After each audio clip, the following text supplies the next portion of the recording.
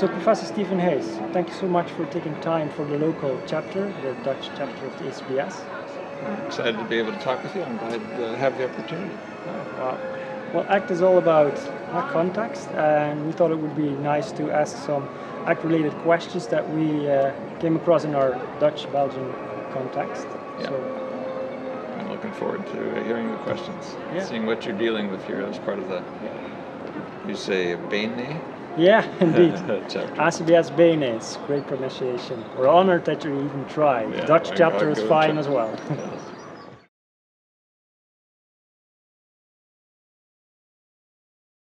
So I guess one of the major challenges we're dealing with is that ACT isn't included in the evidence-based treatment guidelines from the Netherlands and Belgium. Yes.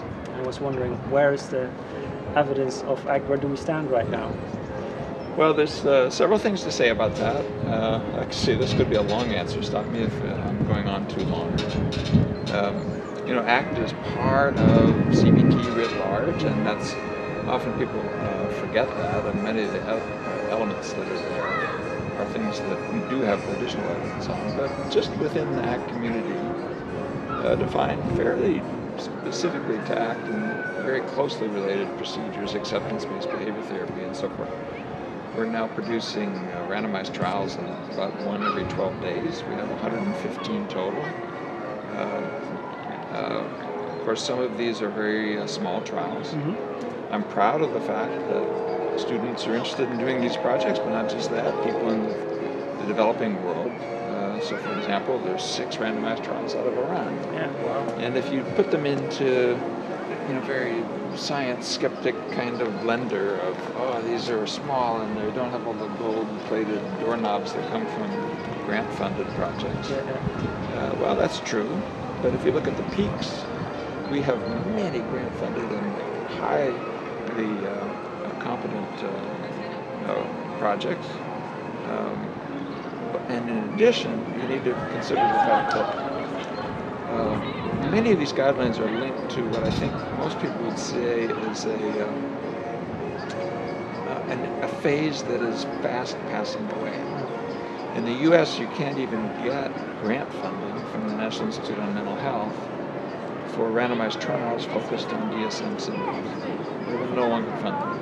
Okay. They have to be focused on core processes that might organize things into treatment responsive units. Of course, that would be a very friendly idea to the ACBS It's a nice development, right? It's a nice development.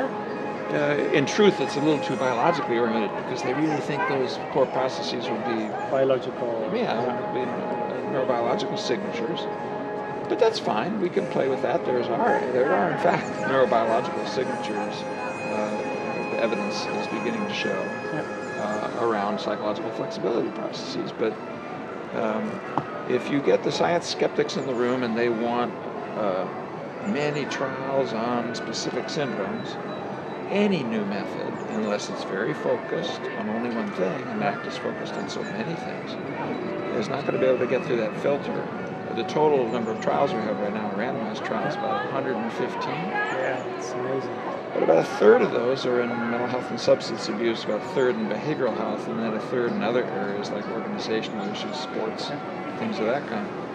So I think we just need to be patient. We need to keep working and not get our heads down, but also try to work to increase the quality of the research. And what you're seeing in the United States, for example, is that ACT is entering into evidence-based guidelines in a few areas. And once that happens, then the door begins to open. I think right now, if they allowed us to do something like saying disorders of experiential avoidance, which to my way of thinking would be actually better empirically supported than some of the syndromes people are trying to focus on, we would unquestionably meet the guidelines anyway. So it's a difficult phase to be in, but you have some very good researchers here in the Dutch community and who are contributing actively and are writing very nice meta-analyses and so forth. So I think you're getting a fair look at ACT and a good production of data from the different research teams in the Dutch community who are research producers. So I'm very hopeful that this phase won't last very long. And eventually ACT will land in the treatment guidelines of the Dutch community as well. I think it unquestionably will. Really, what would stop it? Because we know from the early trials and from as the evidence builds, and especially as we get research teams that focus.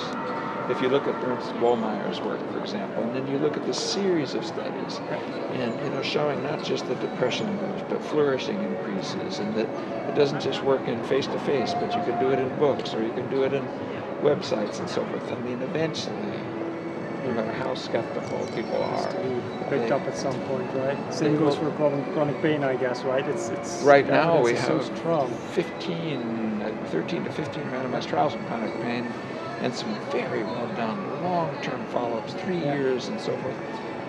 For goodness sakes, in the United States, that's the area where it's recognized at a high level. Yeah.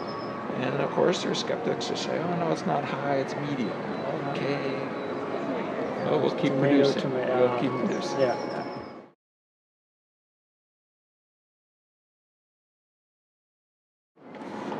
So I was wondering, in the same line, I guess a follow-up question, since in the treatment guidelines of the Netherlands, traditional CBT is the predominant therapy form.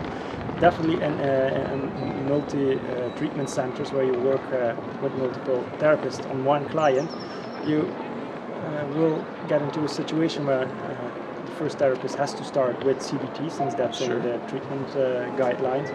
But of course, there are quite some ACT enthusiasts who want to start with ACT as well. Yeah. And the thing would be, is it possible to do CBT, traditional CBT, and ACT at the same time? What are your thoughts about that? Well, I mean, ACT is part of the CBT tradition writ large. It comes out of behavior therapy, and still to this day, if you do component analyses of CBT, the lion's share of the outcome is accomplished by the behavioral elements. Yeah. So I don't know. I've called in the '99 book ACT called it out as a form of contextual CBT, and so but what I mean by that is not the traditional CBT model. But if you just said, is there really strong evidence for the traditional CBT model? And for the mediators that are indicated by CBT theory, traditional CBT theory, and for the elements that have been added beyond the behavioral elements that were there before the CBT movement started, you'd have a very hard time building the case that that's evidence-based. I mean, when they've done meta-analyses on cognitive restructuring, for example, above and beyond behavioral methods, very solid people, not ACT people, nobody skeptical, say that it's hard to argue that it's adding very much to the variance in outcomes. And to this day, there's no consistent mediator on traditional CBT, and there's several recent studies that some people present as negative. I don't view them as negative at all, showing that ACT processes mediate traditional CBT. Yeah. Well, you won't find me saying that it's a big problem that our model and our measures turn out to be what's important in psychopathology and its treatment. If other people have been moving those processes, great. Now that we know what's important, come in, help us learn how to move them even more quickly. And if you can show that you have ways of getting more impact on diffusion, more impact on experiential openness or values focus, more impact on psychological flexibility, well, then we in the ACT community want that as part of our methods, because our real interests are processes linked to procedures, linked to outcomes, and our much deeper commitment is to the processes than the specific procedures, and to the knowledge development strategy over the specific theories and processes. So I'm actually buoyed up by the fact that we have evidence now that cognitive restructuring, when it works more by cognitive flexibility and diffusion. And that's an interesting part, since I can understand how traditional BT in the CBT is really compatible with ACT all the way, I guess. But the cognitive structuring versus diffusion, that's quite a... Well, you'd think, but you have to be careful, because two things have happened. One is that traditional CBT isn't traditional CBT anymore. True, yeah. It's changing at light speed. Of course, by the time it's all changed, they'll say they invented it, but that's okay. We don't have to get prideful. You know, that's how change happens. Is people run out ahead of the parade after it's gone down the other street, and that's fine. But you can think about it this way. If I suggest some possible other ways of thinking about something, I could do it inside a frame that says, don't think this, you need to think that. Or I could do it inside a frame that's more like, actually, in addition to thinking this, you could also think that.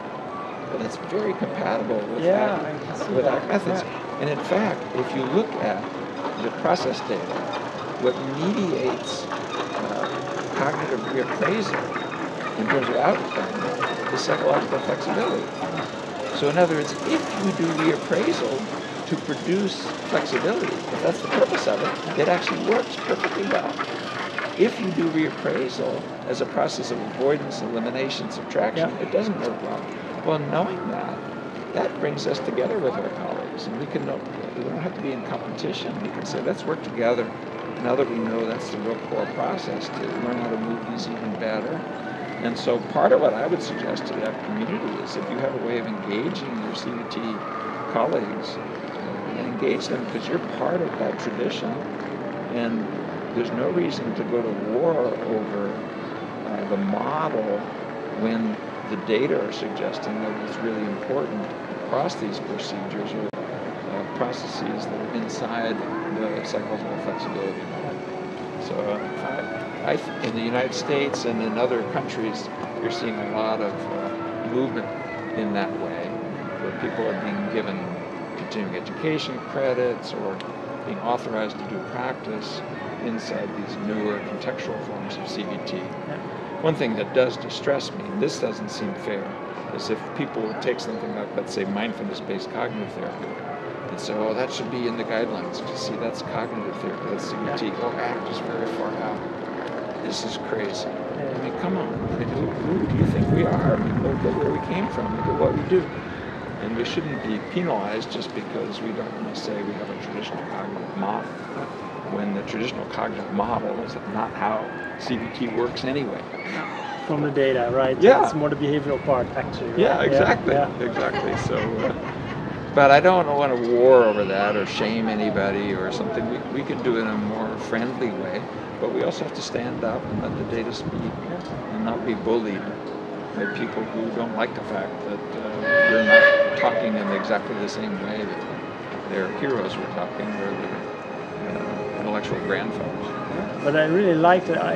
In my mind, it was quite distinct in a sense, like the restructuring versus diffusion. But in a sense, you can actually explain both processes from the psychological. Yeah, and I think if you just look at the tapes of people doing cognitive reappraisal, cognitive restructuring, there's big differences in how they do it. Yeah.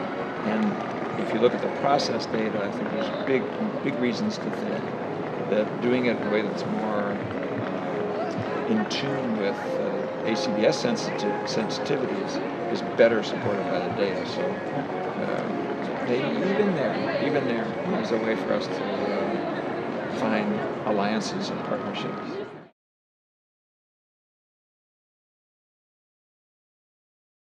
I want to switch over to some specifics of the Dutch health system. Sure. And that is that we do need to label clients with a DSM diagnosis to get funded, in a sense, to be able to get treatment reimbursed. Sure.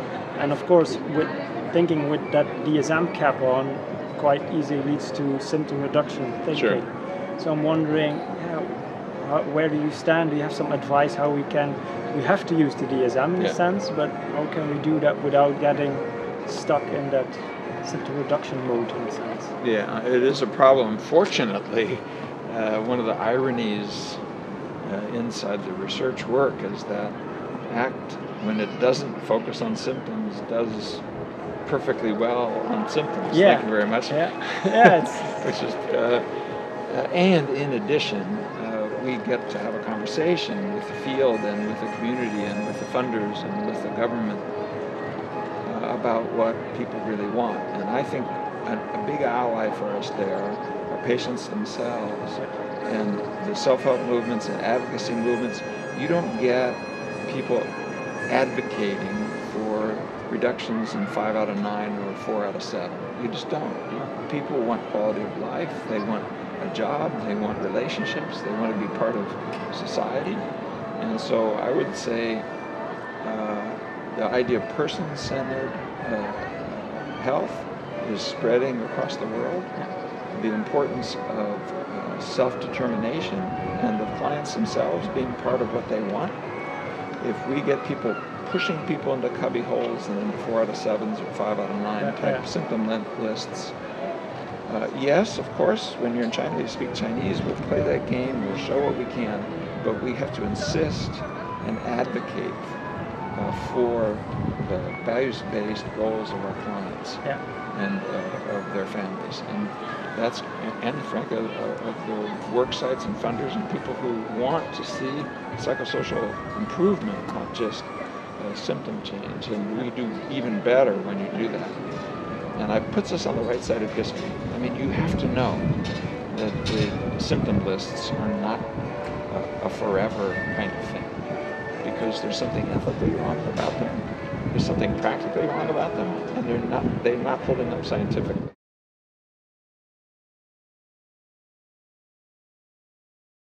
I'm glad to actually bring that up, since the Dutch government also has another requirement that we use routine outcome monitoring with specific self-report measurements, and you can already guess which type, the symptom reduction type, the SCL90, the OQ45, I guess, is in there. And there's not really anything like the third wave experiential avoidance type of questionnaires in there.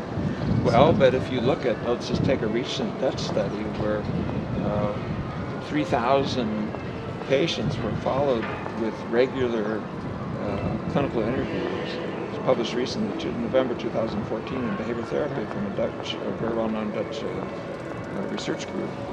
And they looked at the natural trajectories of distress and depression and anxiety-related disorders, and showed that they were mediated by psychological flexibility, they were predicted by psychological flexibility, and the tendency for single problems to become multiple problems were entirely mediated or partially mediated, depending on exactly where you're looking, by psychological flexibility. So you could, over a 4-year period, predict who's going to become a chronic multi-problem patient versus who's going to be able to hold the line with a single disorder or see them relieved or go away, or who was going to develop a disorder or didn't have one on the basis of these flexibility processes.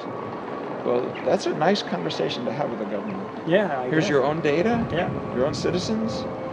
You know, you pick the path that you want to foster. Yeah. When we know what mediates these things longitudinally with real clinical interviews, very well done, carefully done study, we're a tradition that knows how to focus on and change these flexibility processes. And there we get into a different conversation. Instead of simply saying, here's the randomized trial for this syndrome, sub-syndrome, blah, blah, blah, we can say, here's this process that's known to be critical. You have it in your own database, and we know how to move it, and we know that when we move it, we get good outcomes. And so I think the data will eventually, if we can speak for it doesn't speak for itself. We have to speak for it. But we also have to speak for the ethical values and the choices of our clients, and not stand silent when people are being shoved into syndromal cubbyholes against their will. It's not right. And you know in the long run it will not survive. There's nothing in democratic Western society that's going to say that you can objectify and dehumanize people and label them in that way against their will. If people want to have a high quality life defined in terms of things like their ability to relate to others and to have a meaningful work and so forth, that has to be in our health guidelines, and not just in mental health. You're seeing the same thing in physical health, where people are demanding that these issues of functionality and the individual goals of the person be included in the healthcare guidelines. It's getting more and more important, right? Yeah. I was wondering, do you have some suggestion for that routine outcome monitoring that's now quite symptom focused? What kind of measurements should we include to broaden the scope? Well, you would do a big step forward by just including quality of life. If you could take the World Health Organization measures of quality or something like that very well, established, and ACT does very well in these measures. It shouldn't be a hard sell because it's so well established and already. It's just that we have to get out of simply thinking in terms of these syndromal categories and the hope that, I think the false hope, that someday they'll turn into diseases. They're not going to. 50 years is enough. We've poured money down that rabbit hole. In the United States, we've stopped doing it. And I think that's just the canary in the coal mine, that it's not going to continue in the same way because people need a different way to think about health than the traditional syndromal way in the area of mental health and substance abuse and behavioral health writ large.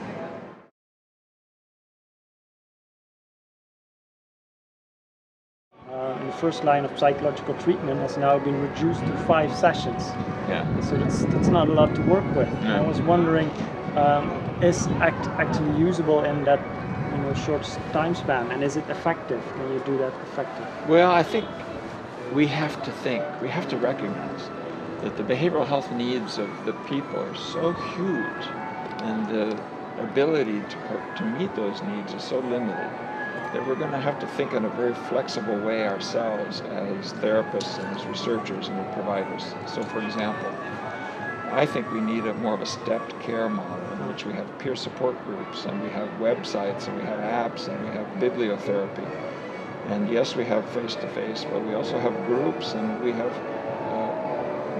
additional sessions when we need them. But in addition to let's provide evidence-based treatment as the front line, let's do triage and provide stepped care treatment so that you can get low-cost procedures that have a chance to be effective, put out, not for everybody, but for people where you have good evidence-based reasons to think that it might be helpful. I mean, you have to be just shocked, I think. And you have Dutch data. If you look at, Living Life to the Fullest, Ernst Bollmeier's book, you look at the effect sizes of that book and the cost of it, and then think of a course of treatment. And no, the effect sizes are not quite as large as a course of treatment, but it's a good, healthy chunk of that. And why wouldn't you use that as a front line or as an adjunct when you had good reasons to believe that it might be adequate? If conversely somebody comes in with multiple problems and they've already been through a course of treatment, have failed and so forth, then you think, okay, we're going to need more.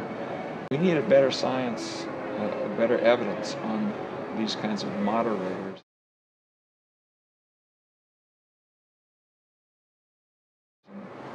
But I've been in my own work with computerized ACT and with apps and with bibliotherapy. So the eHealth version of ACT in a sense, right? Yeah, I was wondering, what are your experience with that? Well, there's right now something like 14 randomized trials of books, apps, websites, and they are very consistently helpful. Okay, that's great. Almost every study has been helpful.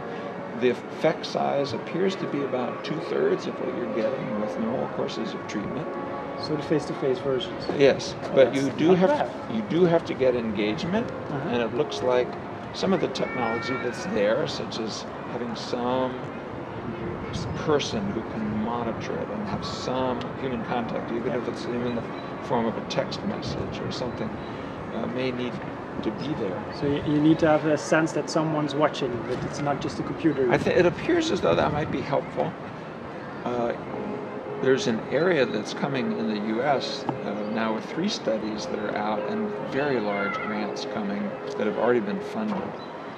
And I want to sort of do a call out to that so that you can track it. Jonathan Ricker's work on using ACT for smoking has already been tested now in a call line, in an app, and in a website. And in each case is able to do significantly better than the best available methods funded by the National Cancer Institute that are available through the tobacco money on quit lines or through apps and websites.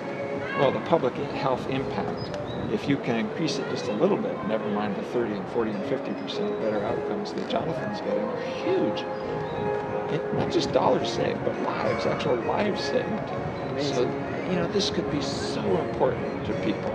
So this is just a great example of how ACT can really work well in eHealth context, right? I think when you know the process and know how to move it,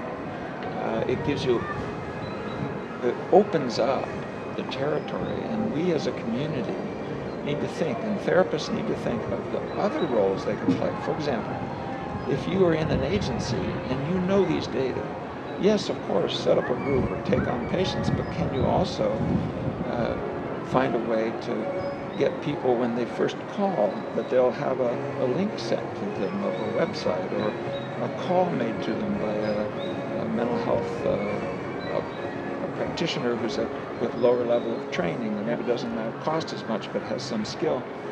There was a recent study with colorectal cancer survivors looking at how they responded after they were diagnosed and treated for colorectal cancer. It's called Can Change, the Can Change trial. And really, for one of the first times in that literature, it showed that calls by nurses produced a significant increase in compliance with medical regimens around diet, exercise, elimination of fats, alcohol, etc. Again, the human component. It's yes, but yeah. It also, again, the focus on a process leading to an unusual outcomes. In this case, with and one of the nice things that they showed was the post-traumatic growth, because it's traumatic to be diagnosed with cancer, was notably increased by ACT. So you got people to begin to think about their own mortality and what do you want to do in your life.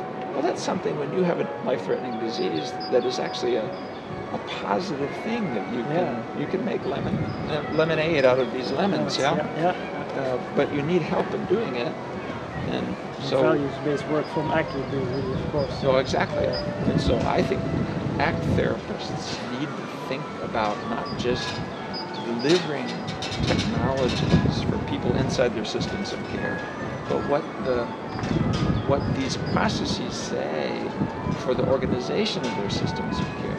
Because they say things about prevention or early treatment or step cares models or things like that could be very useful to human beings, and the people who have to speak for that are the people who have the knowledge. So the ACBS community has to reach out to government and agencies and so on and let people know that there's things that we know that can give help and that can reduce cost and increase outcomes.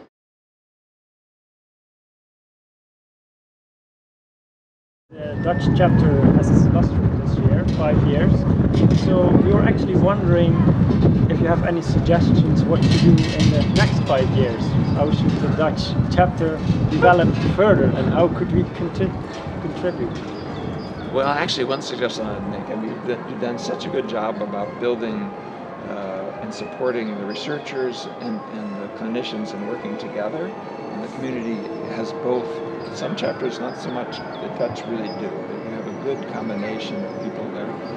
But part of what I would look to is who are the providers and where are the areas that you can bring these principles and to involve the community. So whether it's educators or prevention scientists or people in physical health or those who are in organizations or working with children, can we take the core of what you built here and make these connections, build these bridges, bring people, not so much just I don't think of this as dissemination. I think that's the wrong way to think about it.